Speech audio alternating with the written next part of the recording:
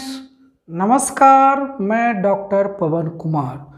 पशुओं में डेगनाला रोग, इसे पुचकटवा रोग के नाम से भी जाना जाता है। एक दिन की बात है, मैं और ग्राम पंचायत के मुखिया जी एक दिन गांव के निरीक्षण में यूं ही जा रहे थे।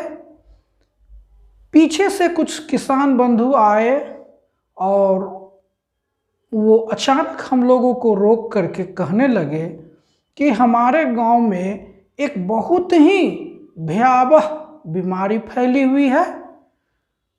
इसमें से एक किसान मुझे पहचाने, उन्होंने नमस्कार की।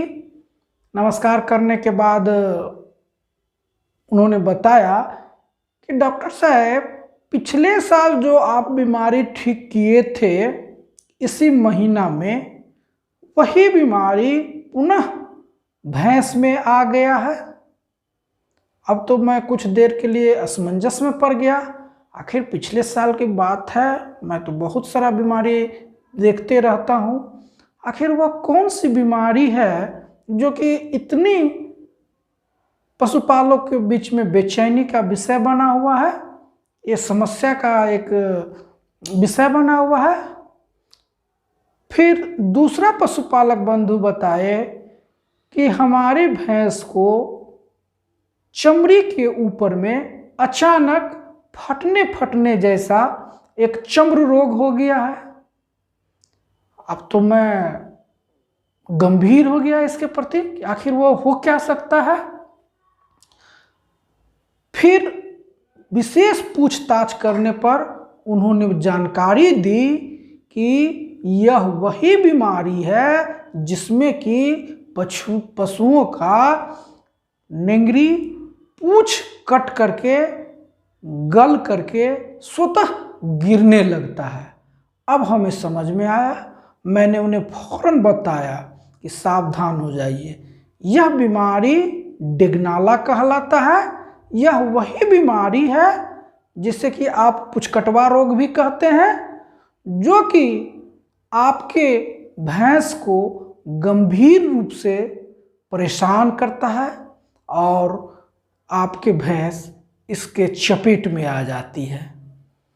इसके जो 5 प्रमुख लक्षण है वह है, सबसे पहले चमड़ी के ऊपर में फटना शुरू हो जाना और क्रैक होने लगना। प्रारंभिक लक्षण जिसको देख करके आप स्पष्ट रूप से सतर्क हो सकते हैं और पहचान सकते हैं। पहला लक्षण ये मिलेगा। दूसरा, इसी प्रकार का लक्षण थुथुन के ऊपर में मिलेगा, वहां भी रेशेदार फटने लगता है। तीसरा, कान के ऊपर में आप गौर से देखिए तो कान जो है वह मुड़ने लगता है और टेढ़ा होने लगता है। इस तरह से हंसुए के माफिक कान का जो सिरा है वह सीधा नहीं रह करके बल्कि हंसुए की तरह मुड़ना शुरू कर देगा और वह करापन भी उसमें आ जाता है। अब आप समझ जाइए कि यह पशुओं का डेगनाला बीमारी है। जब उसका थुथुन देखेंगे, जब उसका ललाट देखेंगे तो वहाँ का भी जो चमड़ी है वह भयावह रूप से फटना शुरू कर देती है।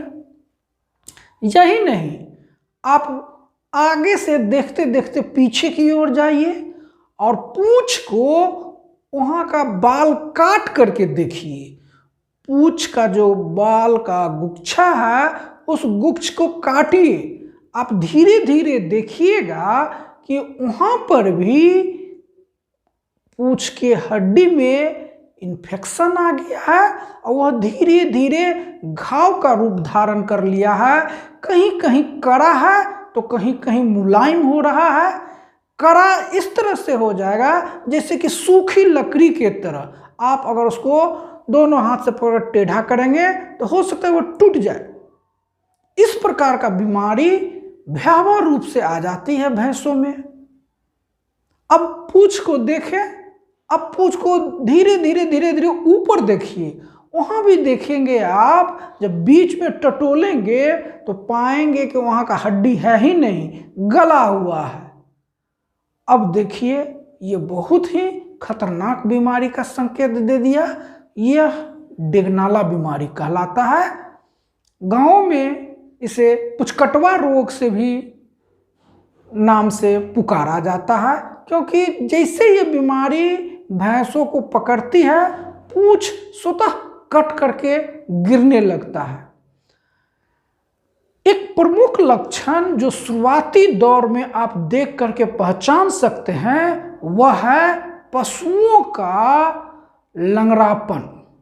और यह जो लंगड़ापन होगा बड़ा ही विकराल सीरियस लंगड़ापन होगा, जैसे कि आपको ऐसा लगेगा कि पशु के खूर में कोई इन्फेक्शन आ गया है, उसके चलने फिरने में वह असमर्थ है, लाचार होकर के पशु बैठ जाती है। अगर खड़ी हुई तो खड़ी ही रहती है, बैठना भी नहीं चाहती है। तो आपको सतर्क हो जाना चाहिए, निकट के पशु चिकित्सक से संपर्क करना चाहिए, क्योंकि यह डेगनाला बीमारी का सबसे बड़ा पहचान है। इसमें पशुओं के जो खूर है वह गलने लगता है, और सबसे पहले तो खूर पांव में ऊपर वाला जो चमड़ी है वो फूल जाएगा। फूलने के बाद वो फटने लगता है। फटते फटते जो खूर के पीछे का दो छोटा पचखुड़ी है वह पचखुड़ी फूल करके उसमें सूजन आ जाएगा और फटने लगेगा। इसके बाद नीचे वाले खूड़ी में धीरे धीरे धीरे धीरे घाव के तरह पस आ जाएगा और उसमें रक्त स्राव होना शुरू हो जाता है। और एक दिन ऐसा आएगा, अगर आप सतर्क नहीं रहेंगे तो वह खूर गल के गिर जाएगी और आपके पशु चलने फिरने में असमर्थ हो जाएगी, लाचार हो जाएगी। तो एक और इस बीमारी से जहां पशुओं के दूध उत्पादन में, भैंस के दूध उत्पादन में प्रतिकूल प्रभाव पड़ता है, वहीं महीनों तक इसका इलाज करना बहुत ही पशुपालक बंधु के लिए खर्चीला और कष्टदायक हो जाता है। तब हमें पशु चिकित्सक से सलाह लेना चाहिए कि आखिर बीमारी हो कैसे रही है। तो इसके कारण को हमें ढूंढना होगा, और यह जो कारण है तो आप अक्सर पाएंगे कि बरसात के बाद जहां बाढ़ आ जाती है, जहां जल जमाव की समस्या काफी दिनों तक रह जाती है, नवंबर दिसंबर माह तक, और ऐसे में पशुओं के लिए चारा नहीं रहता है, तो हमारे पशुपालक बंधु क्या करते हैं, जो नेवाली होता है, जो पुआल होता है जिसमें कि मिट्टी लगी रहती है, गंदा रहता है, हमारे पशुपालक बंधु उसी को कुट्टी काट करके खिलाना शुरू कर देते हैं। अब खिला तो देते हैं, मतलब नवंबर दिसंबर खिला देते हैं, और जैसे वो खाती है कि जनवरी माह से एकाएक पशुओं में डेगनाला बीमारी का प्रकोप भयावह रूप से फैल जाती है। एक कारण ये हुआ। दूसरा, ऐसा वैज्ञानिक खोज में पाया गया है कि इसी पुआल के जरिए पशुओं में हो सकता है कि सेलेनियम का जो सेलेनियम तत्व है उसका पॉइजनिंग हो, उसका जहरीला असर हो, या फिर इसकी जो ये आप ऐसे कह सकते हैं कि इसका जो असर है सेलेनियम का वो इसको बीमारी को जन्म दे रहा है। हालांकि हमारे देश के वैज्ञानिक, पशु वैज्ञानिक जुटे हुए हैं और इसके रिसर्च में दिन प्रतिदिन लगे हुए हैं। कुछ लोग ये भी मानते हैं कि हो सकता है यह बीमारी पशुओं के रोग प्रतिरोधक क्षमता में कमी होने के कारण हो रहा हो, और इस बीमारी में बहुत प्रकार की समस्या से पशुओं को जूझना पड़ जाता है। अब जीभ देखिए वैसे पशु का, जीभ देखिएगा तो वहाँ पर भी आप पाएंगे कि जीभ का जो चमड़ी है वो नीचे से फटना शुरू कर देता है। इतना ही नहीं, अगर मुंह में हाथ डालिएगा तो आपको बुखार की तरह भी गर्म महसूस होगा। कुछ बीमारियों में, कुछ पशुओं को इस बीमारी में बुखार भी आ जाता है।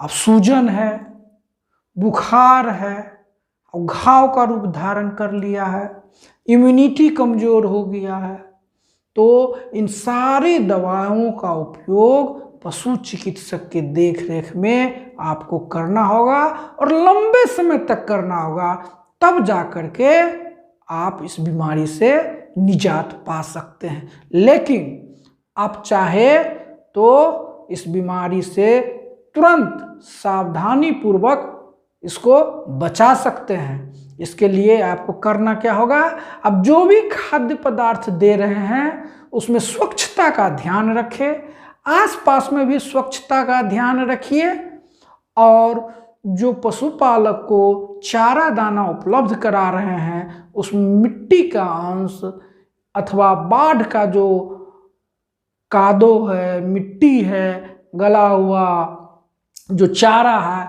अवशेष है, उसको खिलाना अविलंब बंद कर दीजिए।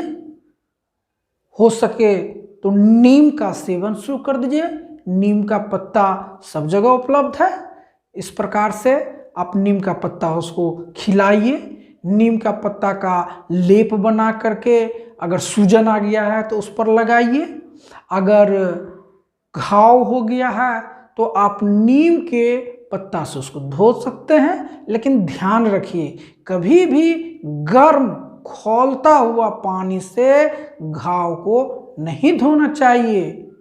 आपको नीम को पत्ता को एक बर्तन में रख करके उबाल लीजिए। उसमें जब अर्क उतर जाए तो रात भर उसे ठंडे ओस में रख दीजिए और सुबह उस पानी से सावधानी पूर्वक सफाई कर दीजिए। पूरे चमड़े को सफाई कीजिए, कान को कीजिए, पैर को कीजिए, हो सकता है तो जीभ को भी कर दीजिए, साफ कर दीजिए। पूरे शरीर के चमड़े को साफ कर दीजिए ताकि तत्काल इस बीमारी से पशु को राहत मिले। और पशु चिकित्सक के देखरेख में इसकी सुचारू रूप से समुचित इलाज करवाइए ताकि समय रहते पुचकटवा रोग से, डिगनाला रोग से हमारे पशुओं को बचाया जा सके और भैंस प्रजाति को रक्षा की जा सके। इस प्रकार से हम कुछ बातों को ध्यान में रख करके अपने पशुओं को डिगनाला बीमारी से बचा सकते हैं, क्योंकि यह बहुत ही खतरनाक बीमारी है। आसपास में अगर एक पशु को हो जाए, अगर पशु रोगग्रस्त हो जाए तो स्वस्थ पशु से उसको तुरंत अलग कर देना चाहिए। हो सकता है कि उसका इन्फेक्शन उसे भी लग जाए। तो इस प्रकार से आप अपने पशुओं को स्वच्छ चारा दे करके स्वस्थ बना सकते हैं और दूध उत्पादन प्राप्त कर सकते हैं। धन्यवाद।